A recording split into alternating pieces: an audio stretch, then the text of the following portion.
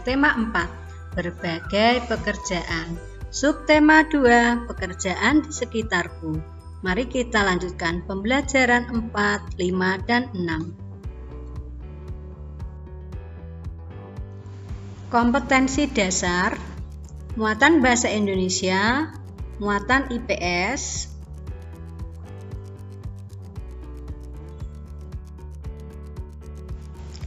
muatan PPKN, muatan SBDP.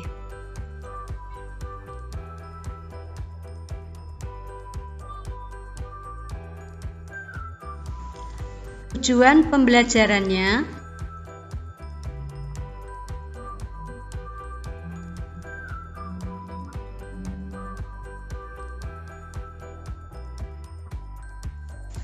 mari kita awali belajar kita dengan berdoa terlebih dahulu.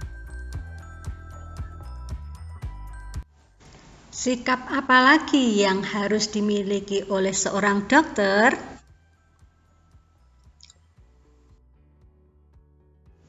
Seorang yang bekerja harus memiliki sikap melayani, disiplin, rendah hati, dan bekerja sepenuh hati.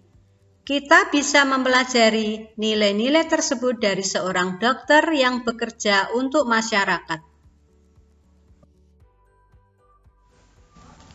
Ayo membaca. Bacalah teks berikut. Hebatnya dokter kami. Ia adalah Dr. Rana, seorang dokter muda yang sederhana dan terampil. Ayahnya mantan kepala desa kami yang telah meninggal dunia. Dr. Rana baru kembali ke desa kami 2 tahun lalu. Setelah 10 tahun lebih merantau ke kota, ia memperoleh beasiswa di Fakultas Kedokteran dan setelah lulus ia praktek di Rumah Sakit Umum Kabupaten setelah lulus. Semenjak ia pulang dan praktek di Balai Kesehatan Desa, aku sering mendengar perbincangan warga yang heran atas keputusan Dr. Rana untuk kembali ke desa. Bukankah penghasilan sebagai dokter di kota jauh lebih besar?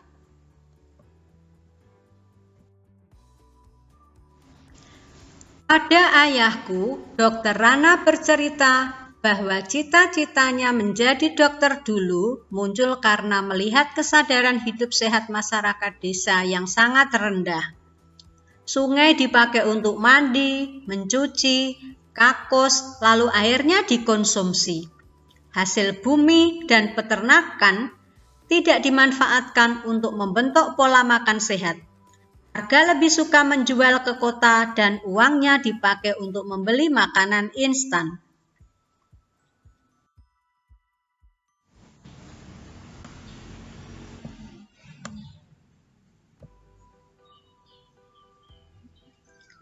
Selama praktek di kota, Dr. Rana terbayang terus kondisi desanya. Ia merasa bahwa seharusnya ilmu yang dimilikinya sebagai seorang dokter bisa bermanfaat untuk kampung halamannya sendiri. Jadi Pak Andre, saya ini pulang untuk memenuhi niat saya ketika menerima beasiswa, yaitu mensejahterakan warga desa tempat saya lahir dan dibesarkan, ujar Dr. Rana pada ayahku. Sejak pulang, Dr. Rana memang aktif membina para remaja dan keluarga muda. Ia memberikan penyuluhan tentang pentingnya mencuci tangan, memasak air, pola makan sehat, dan imunisasi. Baginya, generasi muda adalah perantara terbaik untuk menyampaikan misi meningkatkan kesadaran hidup sehat masyarakat desa.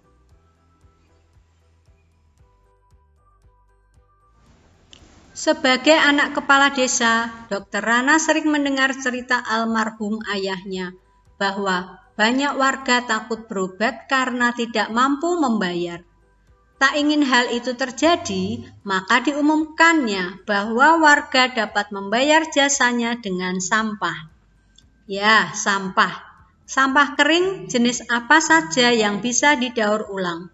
Botol plastik, botol kaca, koran bekas, bahkan kemasan bekas diterima oleh Dr. Rana. Cara ini membuat warga aktif dan bijak mengelola sampah. Sungguh kreatif dan cerdas cara Pak Dokter mendidik warga. Seperti mendiang ayahnya, Dr. Rana menjadi sosok yang dicintai warga desa. Ia menjadi teladan melalui dedikasi, tanggung jawab, dan kerendah hatiannya dalam menolong warga. Apabila besar nanti, aku ingin seperti Dr. Rana.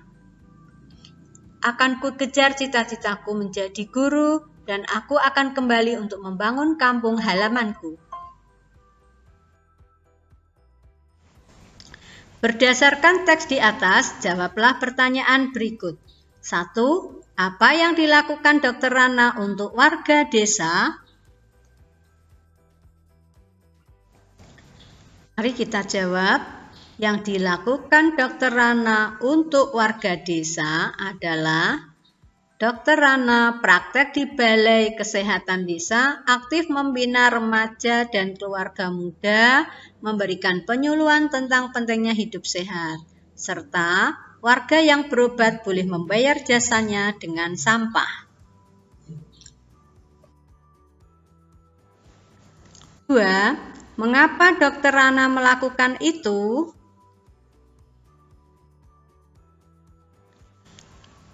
Mengapa Dr. Rana melakukan itu? Karena menurut cerita ayahnya, warga desa takut berobat karena tidak mampu membayar.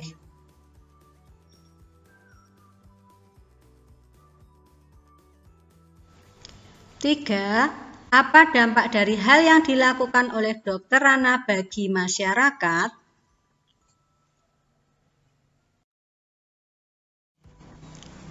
Dampak tindakan Dr. Rana bagi warga masyarakat menjadi berani berobat dan warga aktif dan bijak dalam mengelola sampah.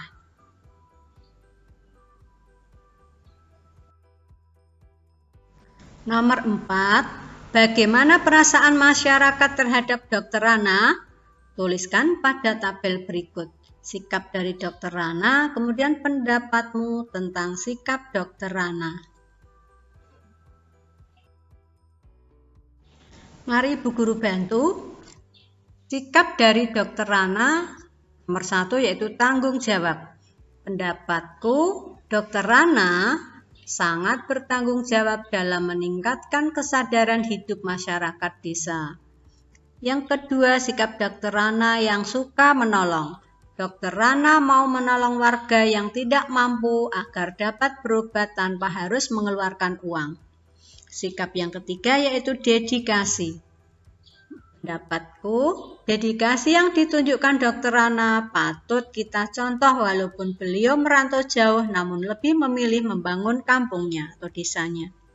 Sikap Dr. Rana yang keempat yaitu kerendahan hati. Pendapatku, Dr. Rana mau bekerja tanpa mengharapkan imbalan dan hanya dibayar dengan sampah.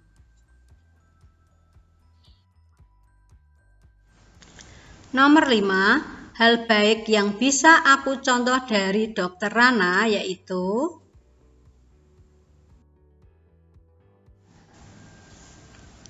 hal baik yang bisa dicontoh adalah tanggung jawab dan kerendahan hati Dr. Rana dalam menolong warga. Nah, dari Dr. Rana kita belajar bahwa ketika kita bekerja haruslah bermanfaat bagi orang lain. Menjadi seorang dokter juga harus rendah hati dan menghargai orang lain. Ayo berdiskusi. Masih ingatkah anak-anak dengan cerita Dayu yang diejek oleh Dadu? Apa yang dapat kamu lakukan supaya hal itu tidak terjadi? Nah, buatlah kesepakatan kelas dengan teman-teman supaya antar teman tidak saling menyakiti. Berikut ini adalah contoh kesepakatan kelas. Kesepakatan kelas 4E. Tertib, jujur, peduli, berbagi, menghargai, tepat waktu, percaya diri, bekerja sama, bicara bergantian, bertanggung jawab, bermain bersama, kelas bersih dan rapi, berusaha melakukan yang terbaik.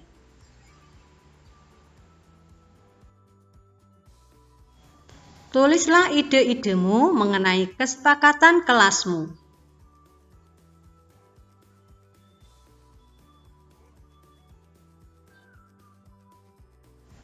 Diskusikan kesepakatan kelas kalian ya.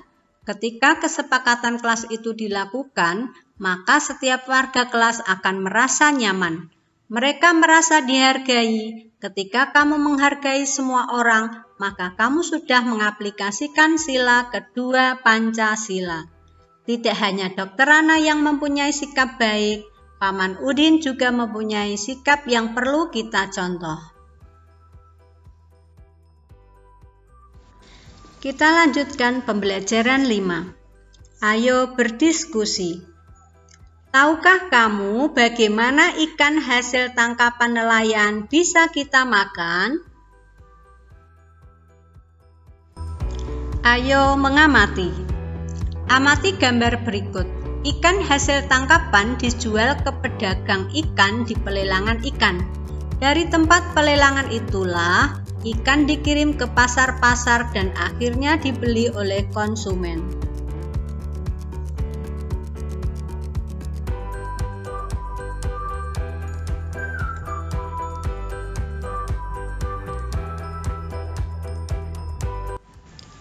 Dari gambar di depan, diskusikan dengan temanmu tentang 1. Jenis barang yang dijual belikan. 2. Jenis pekerjaan yang terlibat pada kegiatan di atas. Dan 3. Hasil dari setiap pekerjaan. Kegiatan jual beli yang dilakukan oleh pemilik barang dan pembeli barang dikenal dengan istilah kegiatan ekonomi.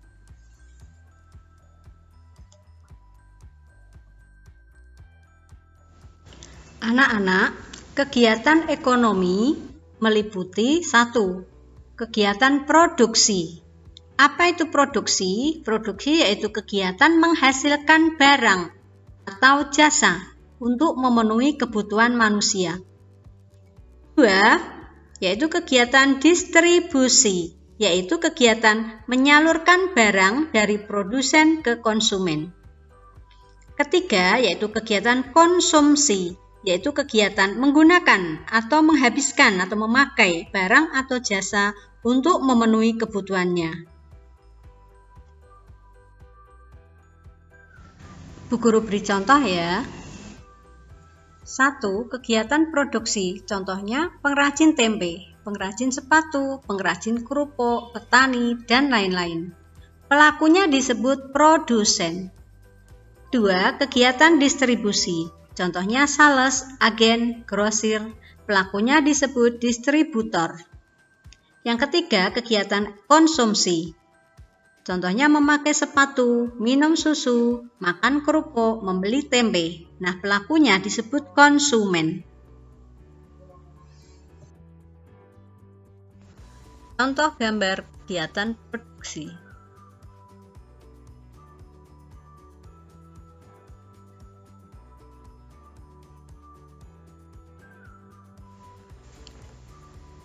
Contoh gambar kegiatan distribusi.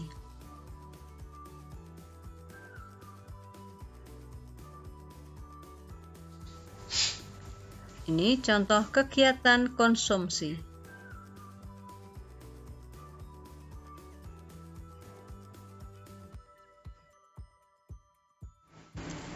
Pada pembelajaran sebelumnya, kamu telah membuat gambar tentang sikap yang mencerminkan sila kedua Pancasila. Ayo kita diskusikan. Panjang gambar yang telah kamu buat di sekeliling meja. Perhatikan setiap gambar dengan seksama. Tulislah komentar pada setiap gambar pada secari kertas. Sekarang tukarkan hasil karyamu dengan salah seorang teman dan jawab pertanyaan berikut. 1. Bagaimana pendapatmu tentang hasil karya temanmu tersebut? 2. Bagian mana yang kamu suka? Jelaskan. 3. Apa saran yang akan kamu berikan agar gambar tersebut lebih baik lagi di masa yang akan datang? Nah, pertanyaan-pertanyaan tadi membimbing anak-anak untuk memberikan apresiasi terhadap karya seni temanmu. Dijawab ya. Kita lanjutkan ke pembelajaran 6. Apakah kamu masih ingat tentang cerita Taman Bermain yang Hilang? Ayo temukan pesan moral dalam teks tersebut.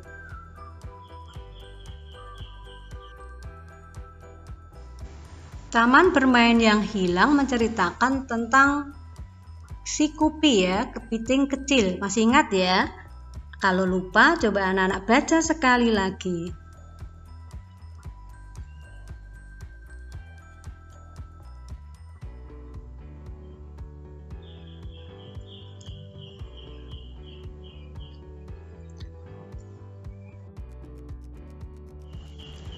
Ayo berdiskusi.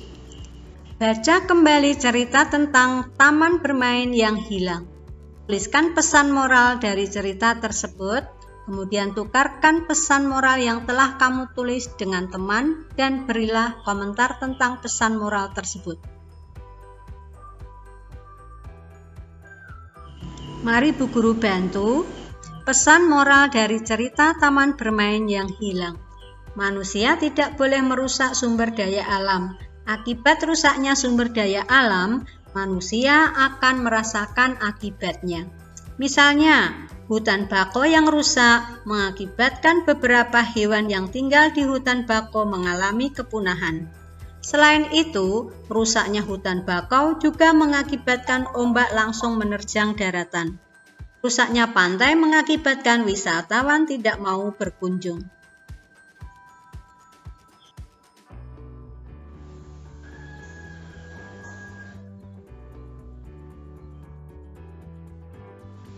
Apakah pada cerita Taman Bermain yang Hilang, kamu menemukan sikap-sikap yang baik dan sikap yang kurang baik? Tuliskan pada kolom di bawah ini.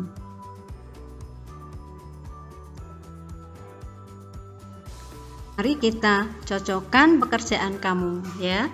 Sikap yang baik, kita menemukan Kupi sangat menyayangi teman-temannya. Kita juga menemukan Kupi sangat menyayangkan hutan bako yang dirusak oleh manusia. Kita juga menemukan sikap yang tidak baik. Contohnya 1, manusia merusak lingkungan hutan bako tempat hewan tinggal. Yang kedua, manusia membuat bangunan-bangunan di pesisir pantai yang membutuhkan lahan yang luas. Apakah kamu sering menemukan sikap yang baik dan sikap yang tidak baik di sekitarmu? Tuliskan pada diagram berikut.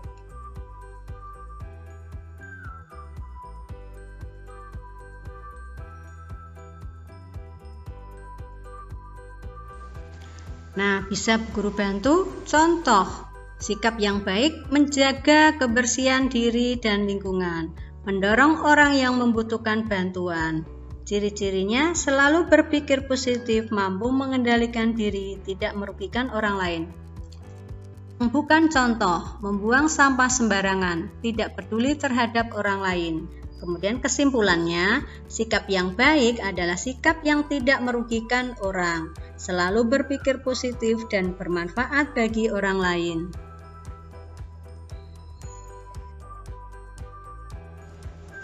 Alhamdulillah, selesai sudah pembelajaran 4, 5, 6. Semoga anak-anak bisa mengambil manfaatnya. Bu Guru akhiri, wassalamualaikum warahmatullahi wabarakatuh.